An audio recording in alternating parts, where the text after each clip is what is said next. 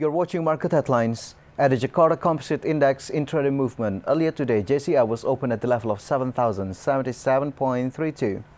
And then approaching the closing time of the first session, the index was on the level of 7,072.55, and then the index was showing weakening trend by the second session closing time. Index was closed at the level of 7,030.58, and in short, JCI went down 0.46%. And next, we're going to see the sectoral movement. Leading the dynamics of today's trading, we got energy as the leader of a strengthening trend that went up 1.53%. Property went up 0.16%. Technology went down 2.07%, and transportation and logistics went down 0.87%. And moving on to top gainers and top losers. From the top gainers, BBCA went up 2.01% to 8,900 rupiah. Bumi went up 1.08% to 188 rupiah per share. BMRI went up 0.25% to 10,125 rupiah per share, and BP went up 11.25% to 178 rupiah per share. And meantime, the top losers for today's trading, we got BSBK went down 6.84% to 218 rupiah. Telkom Indonesia went down 0.74% to 4,000 rupiah per share. Gotoh, again included in the top losers, went down 6.67% to the level of 196 rupiah, and Astra International went down 1.58% to 6,225 rupiah per share.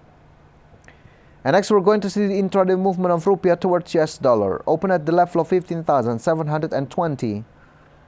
Rupiah showing weakening trend towards US dollar, and it will close at the level of 15,712. And in summary, rupiah went down 0.54%.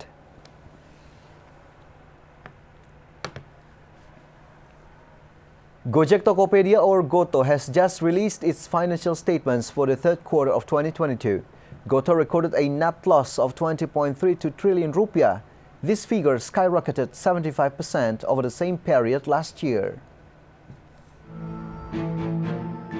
Gotoh Gojek Tokopedia has just released its financial statements for the third quarter of 2022. As a result, Gotoh recorded an increase in losses of up to 75.49%, even though the promotion burden has been suppressed. Based on the financial statements, Gotoh recorded a net loss of 20.32 trillion rupiah. This figure skyrocketed 75.49% over the same period last year. Meanwhile, Gotoh expenses are still quite massive, with a total of 30.72 trillion rupiah. This figure rose to 86.78% from 16.44 trillion in 2021. The increase in expenses and losses due to the merger between Gojek and Tokopedia was only recorded this year. Gotoh Group Finance Director Jacky Loh explained that the company is encouraged to apply the precautionary principle that focuses on optimizing operating expenses. This was triggered by economic conditions such as rising inflation, rising interest rates, fuel prices, and energy.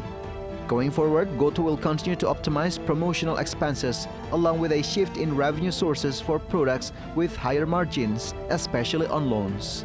IDX Channel reports.